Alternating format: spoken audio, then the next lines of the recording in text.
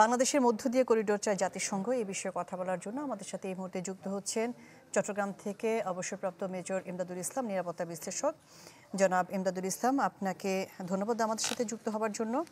প্রথমে যেটি জানতে চাচ্ছি যে মিয়ানমারের রাখাইনে মানবিক সহায়তা পাঠাতে বাংলাদেশের মধ্য দিয়ে করিডোর চায় জাতিসংঘ, এতে শর্ত সাপেক্ষে সম্মতি দিয়েছে বাংলাদেশ সরকার, কিন্তু এখনও শর্তগুলো ঠিক হয়নি। বাংলাদেশের এই ক্ষেত্রে বাংলাদেশের কি কি বিষয়ে সতর্ক থাকা জরুরি শর্তগুলো দেওয়ার ক্ষেত্রে? ধন্যবাদ। আসলে এখানে প্রথম যেটা বাংলাদেশকে সবচেয়ে বেশি সতর্ক পদক্ষেপ নিতে হবে সেটা হচ্ছে মিয়ানমারের নেতৃত্বে যে সরকার, অর্থাৎ জুন্তা সরকারের সাথে এক ধরনের বোঝাপড়ায় থাকতে হবে। অন্যথায় এখানে যে non state actor Arakan army এখনো পর্যন্ত নন স্টেট অ্যাক্টর, সেই তাদের সাথে অঙ্গাঙ্গিভাবে জড়িয়ে পড়ার বিষয়টার থেকে বাংলাদেশকে এখনো পর্যন্ত সাবধানী পদক্ষেপ নিতে হবে। আর দ্বিতীয়ত, সেখানে যদি এই খাদ্যশস্যের করিডোর সেটা যদি আরাকান আর্মি যদি ব্যবহার করা শুরু করে, তাহলে কিন্তু মিয়ানমার সেনাবাহিনী তাদের প্রতিক্রিয়া দেখাতে পারে। তো সেই ক্ষেত্রে যেটা হবে সেটা হচ্ছে কি, তাদের তো এয়ার অ্যাসেট আছে, আর মিয়ানমার সেনাবাহিনীর আরাকানের সেটা নাই, আরাকান আর্মির সেটা নাই। দে মে হ্যাভ এন রিপারকেশন। তখন এক ধরনের রিপারকেশন যদি হয়, সেখানে তাকে যেটা তখন প্রতিরোধের প্রশ্ন আসবে। তখন কিন্তু বাংলাদেশের এই সমস্ত যা সংঘাতের মধ্যে জড়িয়ে পড়ার একটা সম্ভাবনা থাকে, সেটা যেন না হয়। এই শর্তগুলির মধ্যে সেই জিনিসগুলো, যদিও শর্ত আপনি আপনার বক্তব্যে বলেছেন শর্তগুলো এখন অপ্রকাশিত, এবং আমাদের মাননীয় পররাষ্ট্র উপদেষ্টাও বলেছেন যে শর্ত সাপেক্ষে শর্তগুলো কি সেই জনসমক্ষে আসা উচিত। এখানে কিন্তু অল্টারনেটিভ আরো কিছু পথ ছিল। এখন আমার কাছে এটা বোধগম্য নয় যে এটা সাগর পথ কিন্তু একদম খোলা। ওখানে আরাকানে যদি সাহায্য সহযোগিতা পাঠাতে হয়, যেটা মানবিক সহায়তা, সেটা কিন্তু আমাদের এই যে তাদের সিটুয়ে বন্দর থেকে শুরু করে আপনার মংডোর থেকে উপরের দিকে গেলে একদম দক্ষিণে পুরো সাগর পথ পুরো খোলা।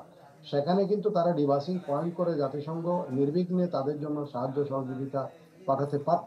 এখন বাংলাদেশকে এখানে জড়িয়ে নেওয়া, এটা যেই পারপাসটা হয়তো ডেফিনেটলি ল্যান্ড ভূমি সহায়তা নিয়ে তাদের কাছে যেতে চাচ্ছে। তো এখানে আরো প্রশ্ন আসবে, এই যে রোহিঙ্গারা সেখানে অর্ধেকের মতো রোহিঙ্গা এখনো পর্যন্ত রয়ে গেছে। ইভেন কি সিকিউর উপকণ্ঠে 2 থেকে 2.5 লক্ষ রোহিঙ্গা আপনার 2012 থেকে বন্দী জীবন যাপন করছে। জাতিসংঘ কিন্তু সেখানে তখন কোনো ধরনের খাদ্য সহায়তার এই যে করিডোর, এগুলি চায় না। এখন বর্তমানে করিডোর চাওয়ার বা সেখানে মানবিক সহায়তা দেওয়ার এই প্রশ্নগুলি মানুষের মনে, সাধারণ মানুষের মনে এক ধরনের প্রশ্ন থেকে যায়। তো এই জিনিসগুলো বিবেচনায় নিয়ে এই করিডোরের বিষয়টা বাংলাদেশকে বিবেচনায় রাখা উচিত বলে আমি। জনাব ইমদাদুল ইসলাম, আরেকটি বিষয় জানতে চাচ্ছিলাম যে মিয়ানমারে যে কিছুদিন আগে ভূমিকম্প হয়েছে, সে সময় কিন্তু বাংলাদেশ সরকারের পক্ষ থেকে মানবিক সহায়তা পাঠানো হয়েছিল, যার কারণে কিন্তু জান্তা সরকারের সাথে বাংলাদেশ সরকারের সম্পর্কটা কিছুটা ভালো হয়েছে।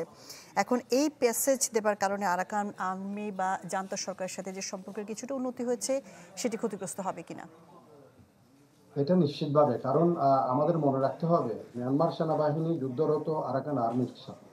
সো আরাকান আর্মির যে কোনো strengthening position will not be good message for the Myanmar army. Myanmar সেনাবাহিনীর জন্য এটা কখনো ভালো কোনো বার্তা বহন করবে না যদি জাতিসংঘ, এখন মানবিক সহায়তা তো কিন্তু আরাকান আর্মিকে দেওয়ার কথা না।